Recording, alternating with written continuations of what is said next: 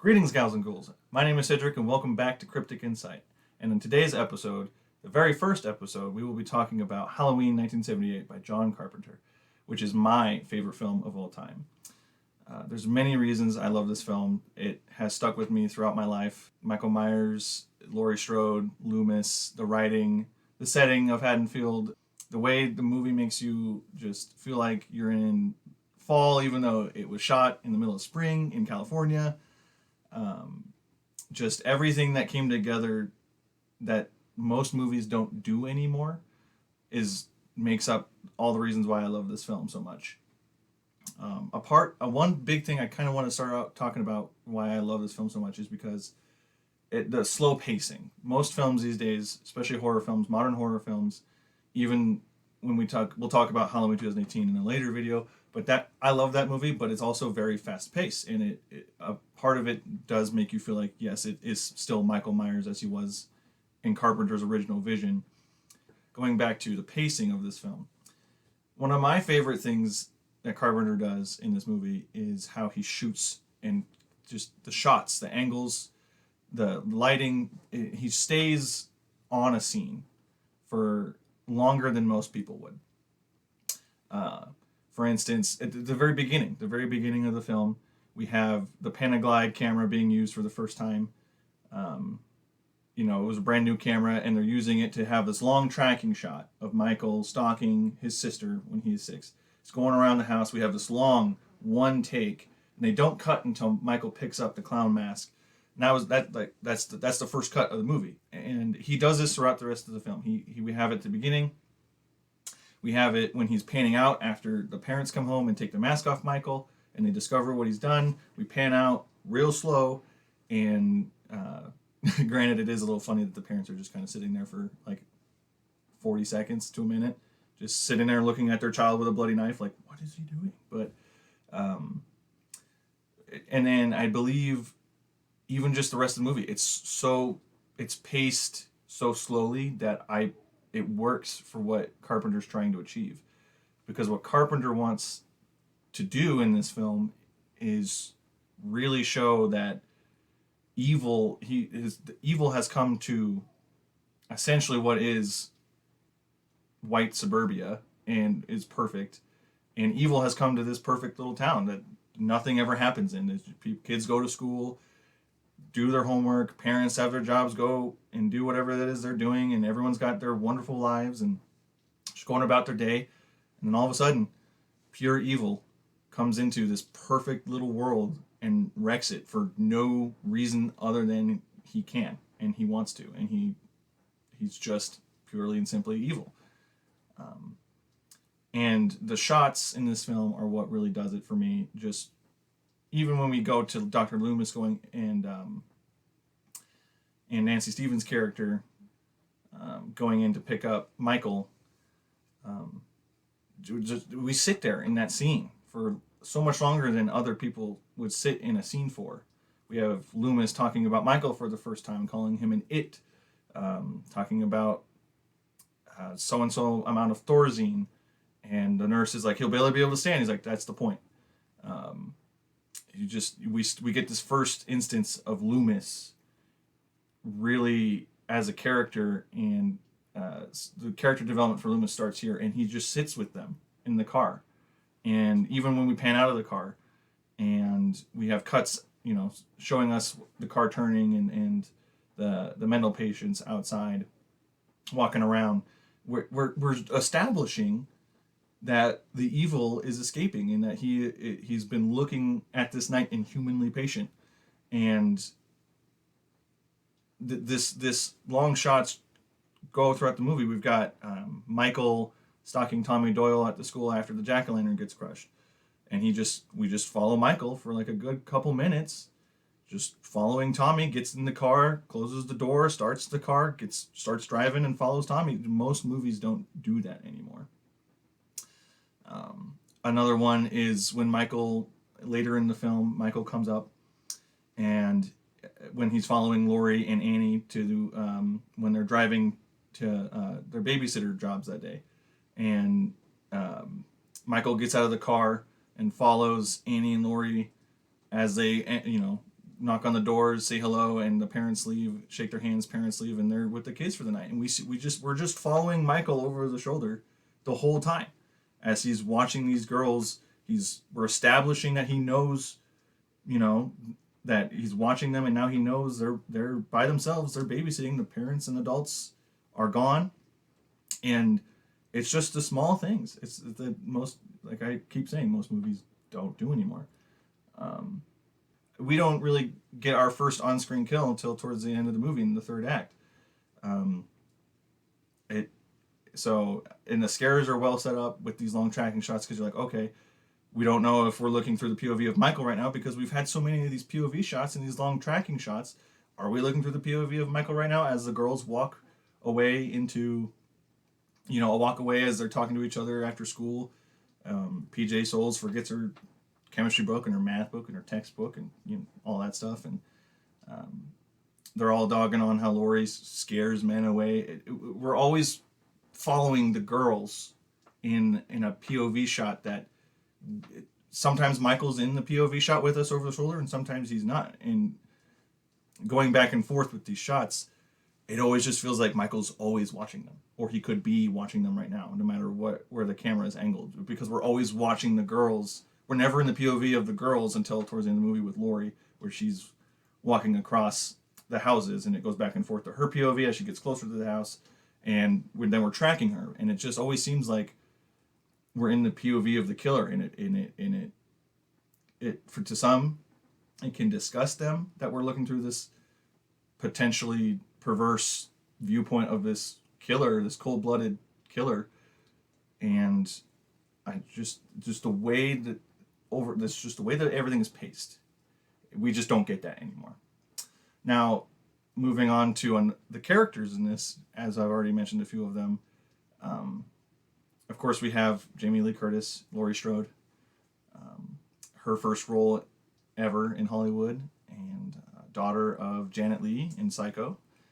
And of course, she's just wonderful in this. She's the perfect final girl. She is Laurie Strode. She will always be Laurie Strode. We have Dr. Loomis, played by Donald Pleasance, and oh my goodness, the lines that they give this man and the way he delivers them is just a part of that world building that is so perfect. The blackest eye is the devil's eye speech, and then the speech he gives to Brackett, where he is talking about him. He's like, I watched him sit in a room for 15 years, staring at the wall, not seeing the wall, looking past the wall, looking at this night, inhumanly patient. And Donald Pleasance builds up the mythos of Michael Myers. And without Donald Pleasance in this film, I think the film would suffer. And this is my favorite film. To me, this is the perfect horror film. So, am I biased? Yes, but I do believe that this film would not be as strong if it did not have Donald Pleasance playing Dr. Loomis. Don't get me wrong, Jamie Lee is great. She's a great final girl. We follow her through most of the movie, and she's wonderful. She's perfect. But without Loomis creating the boogeyman for us, we don't have a boogeyman. So, Dr. Loomis, Donald Pleasance, rest in peace. We love you. You're the greatest. Moving on to Linda and Bob. Their dynamic is, John Carpenter always said that he never meant to establish the horror tropes. He never meant to establish that the virginal girl is the final girl and they're the one that beats the boogeyman or the serial killer or whatever it is. He has admitted in the audio commentary on the film that he never meant for that to happen. That some people were, hyping him up as this person who was trying to be a feminist before, feminism really started getting off the ground in film. And he wasn't, especially in the horror genre, and he wasn't ever trying to do that. He's admitted, he was like, that's not what my intent was. I was just trying to, I just wanted to paint a realistic picture of what life in that town would have looked like, a realistic component to that. And the dialogue was actually written by Deborah Hill. John Carpenter reached out to her. I think they were dating at the time.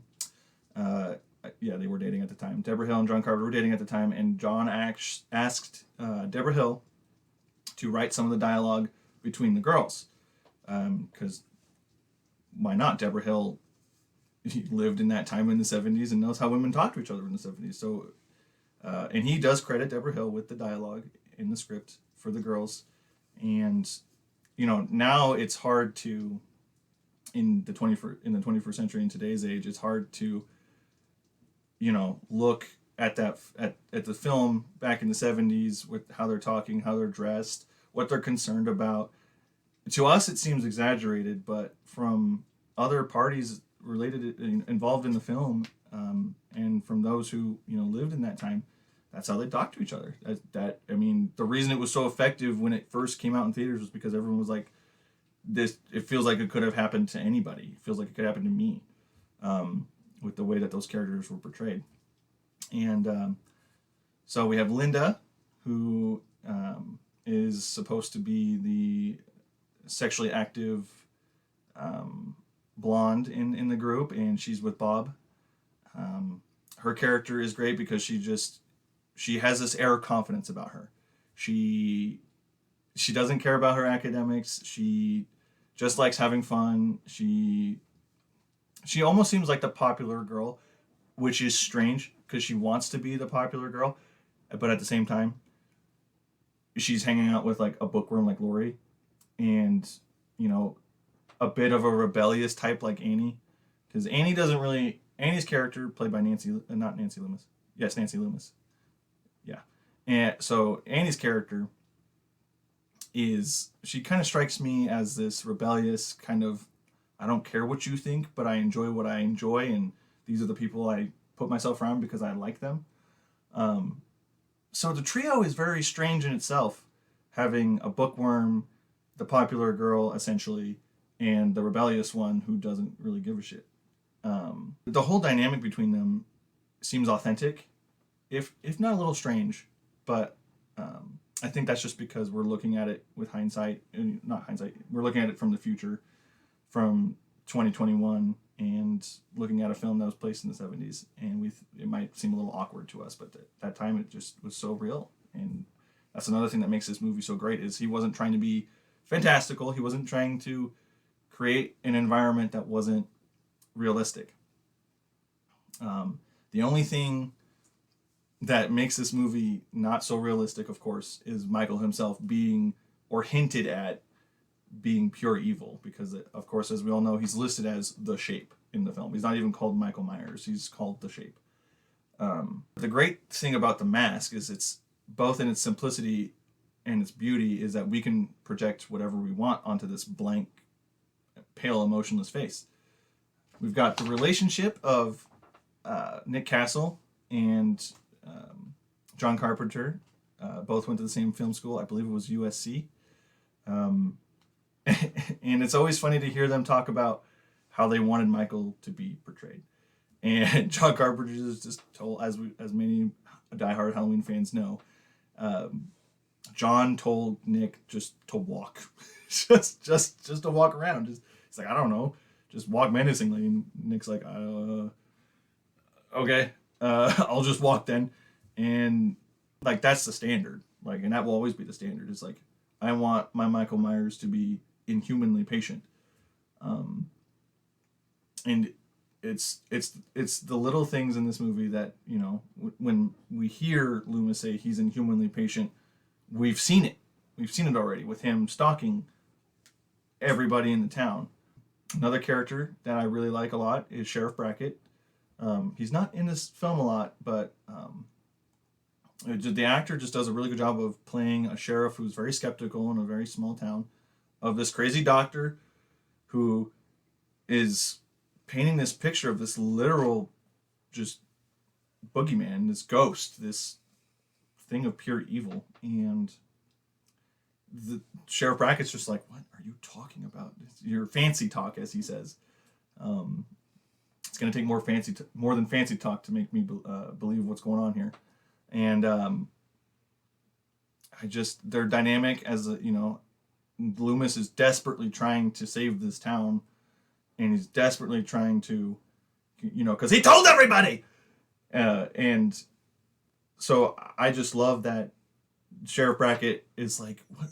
You're just a crazy doctor." And Loomis isn't even full nutty yet. He's not full nutty till about Halloween 4. So when we're talking about Laurie Strode, I really like the fact that we're with her for most of the movie, but what John Carpenter does really well is get us to like Laurie Strode. That's why she's so iconic. In other slasher films that we will talk about later in this channel, most of the characters or the protagonists are just cannon fodder because at some point the movie makers and directors and producers stopped caring about the protagonists that go up against these killers. They started realizing very quickly that most horror fans are there to watch the monster. They're more interested in the monster, the mask, the Freddy Krueger. Um, so, and that's why I think that's what puts this film. That's what separates this film from the rest of other horror films, especially in the slasher subgenre, is Laurie Strode and how she's actually set up and written to the point where we're following her. We're like, don't go near that shrub, when he's standing behind the shrub and Annie's looking down at her books or walking, and we're rooting for her to not make the stupid mistake and to not do the typical horror movie person decision.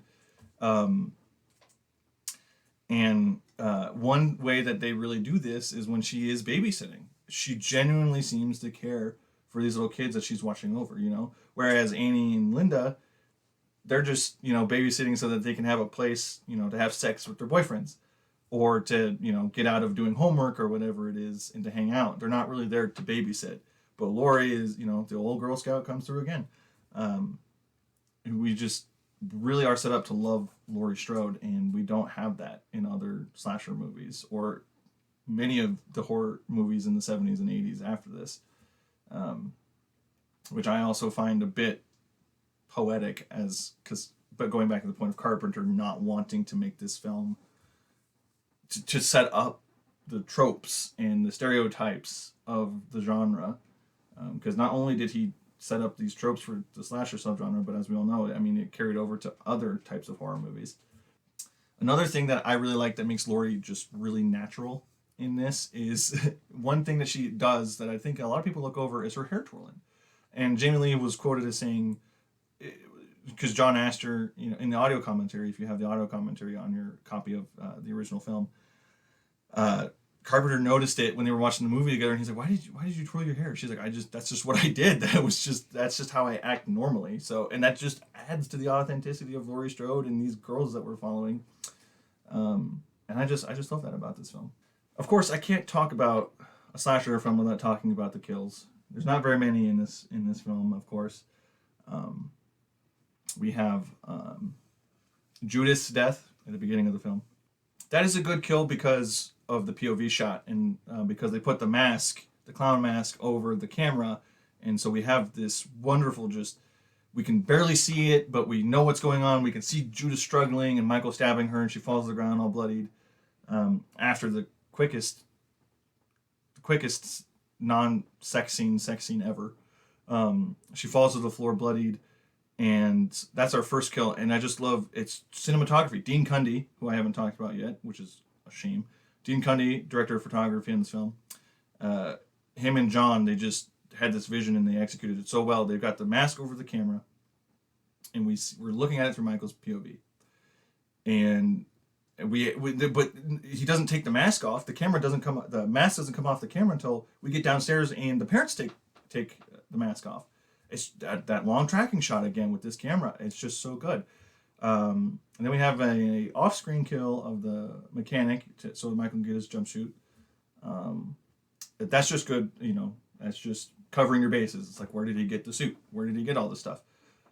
That's just good job covering your bases. You didn't need to show that. It just showed you like, oh, Dr. Loomis, there's a body right there. He's so that's more of that suspense building and that us rooting for the protagonists in this film. Then we have, I believe it's Annie. Annie gets killed first in the car. And that shot, that scene, oh my, chef's kiss. That scene is so good because we're cutting between the car. We're inside the car with Annie, then we're outside the car as Michael's choking her. And we're inside the car with her when she's not in peril. Then Michael jumps from the back seat. We get the jump scare. Michael grabs her, and we're in the car for a minute. But when the kill happens, we cut out. We're outside of the car, and we're looking through the foggy window, and we see this shape of a man strangling this woman, and then the knife comes like a dash of lightning, and he just cuts her throat, and she falls, and she does a great job acting that death, because that would be a hard death scene to act, just acting like you're getting choked and finally killed with your throat slit and sliding down, and it to some it might look goofy now, but I think she did a really good job. Death acting is very, very difficult, so she did a wonderful job. The camera, the lighting in that scene is wonderful. Then we have Linda's death. And Linda's death, we have very few kills in this movie, and they all give us iconic shots that are just never seen again, in my opinion, in another horror film. And we have Michael after, oh no, my apologies. Bob dies after Annie, and Bob, oh my gosh, this death is also just so good. The lighting. Right, 70s, 80s lighting. We have this blue light to indicate to us that we have nighttime. It's nighttime. And this blue lighting is so gorgeous, and it highlights just enough, it just shows us just enough that we can get a picture of the layout of the land and the kitchen and where Bob is and where everything is. And, we see cabinets, we see whatever. It's just lit enough to where, like, this is the kitchen. We don't see a lot. And you hear Michael's breathing. And you're like, oh my God, he's there. Holy shit, what's gonna happen? Bob's like, all right, you guys are screwing with me. Come on out. And of course, when he opens up the cupboard and Michael shoots out, lifts him up, pins him to the wall with the knife. As we all know, that's not very realistic. Of course, the weight of Bob would probably unhinge the knife from the wall and he would fall. But just this scene right here, everyone knows it. The head tilt. Oh, Nick Castle. We're all glad it's in the film because it's Michael admiring his work. Is he admiring his work, or is he just like, wow, this is what happened when I did this? Does he have this childlike curiosity in his skills, or is he actually admiring himself and his work? We don't really know, and we're not supposed to know because he is an enigma. He is the boogeyman. We don't know. We just know that he's evil and he's killing people, but this scene just really sets up that he is evil, and we don't know if it's because if he's admiring it or if he's just genuinely curious as to why it happened. Then, of course, we have Linda's death. Ghost Bob. Michael Myers in the sheet with the eye holes and Bob's glasses. That's on so many posters and so many, was done. It's so much fan art on that scene and that shot. And again, that's due to Dean Cundy and John Carpenter doing a great job with what they had on this very, very low budget. The camera is basically placed on the bed, not exactly, of course, where Linda would be laying. So we don't have an exact POV of Linda, but the camera is on the bed, and we're looking at Michael. Us as the audience know that's Michael, but Linda thinks it's Bob, and we're sitting there, screaming at the top of our lungs, like, get out, it's Michael. But she doesn't know. And that's what makes that scene so terrifying is she's just like thinking it's Bob, thinking it's her boyfriend messing with her. And she's not about it. It's annoying her. So she's going to, call her friend Lori and talk to her because it's going nowhere. And then Michael comes up very, very slowly with that wonderful, wonderful score. And chokes her out. She's dead. And Lori, this kicks off Lori's final girl sequence. And because she's like, what is going on? This is a weird phone call. It's like, first I get your famous chewing, now I get your famous squealing. And she thinks it's Annie instead of Linda. And she's like, what is going on? And then she sees the lights flicker, turn off, and turn on and turn off real quick. And then she's like, the kids are put to sleep. She's like, I'm going to go check it out. And that begins her final girl sequence. And oh gosh, there's just not enough I can say about this movie. Everything is well shot, well written. The lighting is perfect. Just the way we build up this world, we just don't have that in movies anymore. So now joining me in this episode is my girlfriend, Jess. And she's going to give her thoughts and opinions on the movie as well. So I'm going to give this movie 5 Greystones out of 5. Am I biased? Maybe. Maybe I'm biased, but it's a 5 out of 5, and we all know it's a 5 out of 5. You can fight me. I would agree that it is a 5 out of 5. Starting with what you started with is the slow takes. I think it gives a sense of realism to the movie because things in real life, they don't just happen, just bam, bam, real fast all at once. I love that Michael, they portray him as stalking his prey before he just goes and kills them. And the long shots really help with that. I feel like it makes you feel like Michael, like you're stalking the prey as well. And it gets you into sort of like almost his mindset in a way, even though you don't know what he's thinking.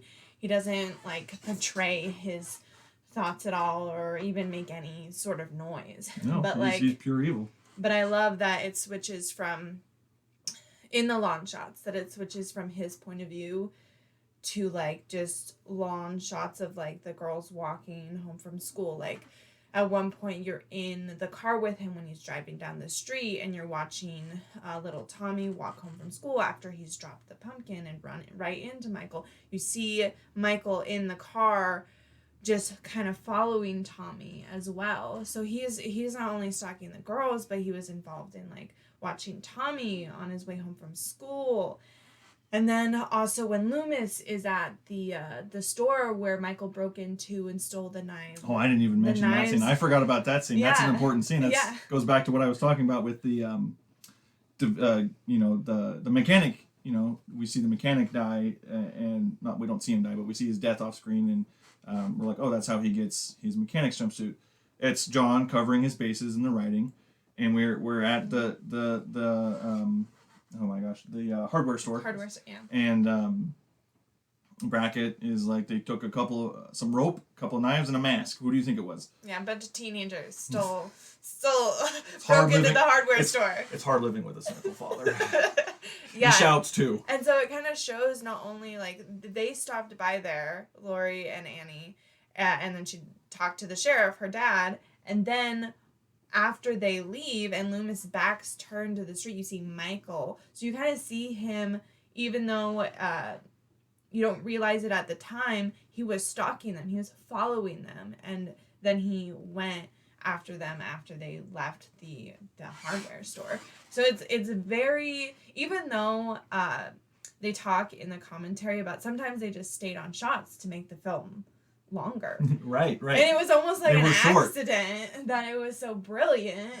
Right. That reminds me, and added a reshoot. They had to go back and reshoot the scene where Annie and Laurie are in the car and the sun's going down. We've got the shot of the cameras in the back seat, and we're looking at Annie and Laurie through the back seat, and the sun's glaring on the camera, and it actually works out beautifully. It's a beautifully lit shot with the sun reflecting off the camera. It's like you're in the back seat with them. It's like you're there with them in the vehicle, and they're just talking about boys and the homecoming dance and Ben Tramer and Ben Tramer, huh? I knew you thought about those things, Laura. It's a lot of this movie was, as you alluded to, kind of by accident because they had to go in and reshoot because John was like, what we shot wasn't enough. Like, it wasn't a full film, so we had to go and do some reshoots. So what we did was a happy little accident. Yes, it was a happy little accident. Yeah, no, and I think that the shooting longer and the staying on scenes longer than normal, even though it was like to make the film a little longer at times, it was brilliant. And it's like kind of a happy little accident. So that makes the film for me too. But also going back to Loomis, probably one of the most iconic characters in the film. I shot him 6 times! He's not human! I'm telling you, Sheriff, I shot him 6 times in the heart! Other than Laurie, Loomis is probably the most prominent character. And honestly, after his scenes, I get goosebumps. Like, he almost instills the fear in the audience, I feel. as I mentioned, I didn't mean to interrupt you, No, but you're that's what I meant. Like, it builds up Michael. Yeah. It tells us who Michael is without telling us who Michael is. We don't need to know anymore. It's cryptic. It leaves us with more questions than answers. But all we know is that he is pure evil. Yeah. And he is the boogeyman. And he is here. Death has come to your little town, Sheriff. Yeah, and actually when you were starting to talk about that, sometimes when you were talking about things in the film, I thought of those lines, and then you said it as soon as I was thinking about it. So I was so happy that you did that. But yeah, especially the monologue when they're going to the Myers house of Loomis just going on about how death has come to your town and how I'm blanking on the scene now. Which scene? The scene in the bedroom. Oh, when he's monologuing? Yeah. What does he start with? This is where it happened. Oh yeah, this is where it happened. Yeah, this is where it happened. Then we get the glass shattering. Loomis gets the gun out. Sheriff Brackett's like, I think you're just playing scared. And Loomis goes, yes, I am. Going to the shot in the Loomis house where he talked about he spent 8 years trying to reach him and then 8 years trying to keep him locked away. It really shows, hey, this character has a lot of history with Michael, and it just like instills like just goosebumps across your body, like realizing that Loomis knows him probably better than anyone else, and he is so scared. And this professional psychiatrist is like, Sheriff, we have a problem, okay? Yeah. And everyone's like, this is Haddonfield, doctor. Nothing happens in Haddonfield since that night. And the doctor's like, let me tell you something. You're about to have a bad bunch of fucking issues right now, okay? A bad night. Well, but that brings like an element to it, and that's why like going into another aspect you brought up was just Michael in and of himself and like what he feels when he's going all through this and no one knows, and that's why I think the head tilt is so iconic as well, because when I think of it as almost like when he killed his sister, because you see it from the mask, you see it from there. And you see the parents take off the mask. Michael's face, even in that scene as a kid, it's just blank. There's nothing there. And which is what Loomis, like, is, like, digging in. He's, like, the blackest eyes, the devil's eyes. So when there's that head tilt in the film, to me, it conveys that, like, the people that he kills aren't people to him. Like, they don't matter. And it's just interesting to kill them. It's just like, huh. And then he moves on. You know? Right. And so that's what makes it so scary at times, is that you realize that Michael just doesn't care. He has no emotion about what he's doing. It's just interesting. It's interesting to him. And that's the way I see it when it comes to the film. You can interpret it however you want, but with all those little pieces added together, that's the way I like interpret him, is that he finds this all just interesting, and it's like indifferent. He's indifferent to everything, and that's why like you said with the mask, it fits perfectly into just like the way that Dr. Loomis described him just in general, is that he was just the blackest eyes, which you can't even see his eyes in the movie with the mask. And that's due to lighting. Yes. Dean Cundy. Clutching it with the lighting. Because good job on the lighting in the film in general. Yeah, because if you look real closely in some scenes, you can actually see the eyes, but it's lit so well that you're like, oh, they must have like a patch over it, which they do in the later films, because they don't have Dean Cundy making those movies. We'll talk about those in later episodes, but... Yeah. And so, like, and then, like, the blank, expressionless face is also what Loomis said, and the mask that he has is blank and expressionless. Like... Yeah, William Shatner. Yeah, and... Get more expression in your face, yeah, bro. just do that. No, but, like, the way that the face... Well, it probably would have been more expression if it was the Shatner mask, because it had color. It had some color. It had color. You know. But it was just like a stare. It's just like when you have you're just staring, and that's what the mask was originally supposed to be like.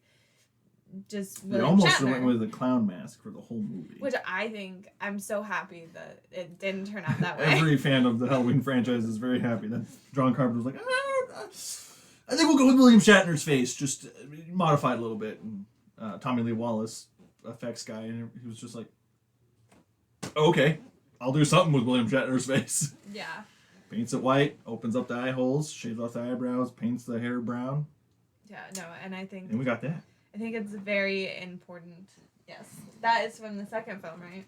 Yes, that's a cardboard cutout of the second film when he gets shot in the eyes because Loomis shoots him 6 times. Yeah, and that's also a thing is, yeah, Loomis honestly Loomis like gave me chills every time he gave his speeches, and when you talked about the sheriff too, when he said, "Oh, you're just talking fancy, you're fancy talk, more fancy talk, more fancy." It's gonna take more than fancy talk to get me to believe you. Before you said that, that's what came into my mind after it.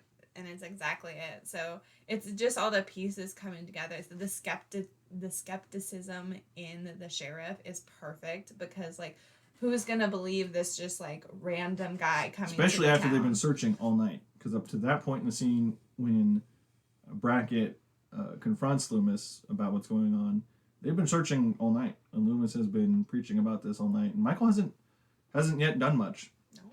And that's the thing is like it's reasonable for him to be skeptic because he's like, why would Michael come back here? What's so special about Haddonfield? Why would he come back? I mean, he killed his sister there, but like, why wouldn't he just go somewhere else to try to like escape? Why would he come back and cause havoc in this town?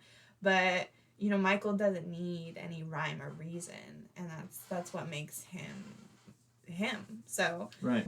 What would you give it? You said you were going to give it a 5 out of 5 as well. 5 gravestones out of 5 gravestones? 5 gravestones. 5 gravestones out of 5 gravestones. For some reason, it became a tongue twister real yes, quickly. It did.